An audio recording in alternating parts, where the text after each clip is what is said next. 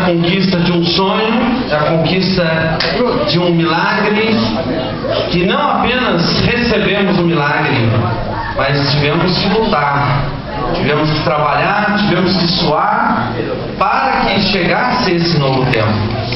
Graças a Deus chegou. E nós vamos orar, vamos fazer a primeira oração neste novo local, que será um local de salvação, de redenção, será um local de milagres, de curas, palavras proféticas, liberações, e creio que muitas vidas e muitas gerações serão tocadas pelo poder de Deus. Amém, amados?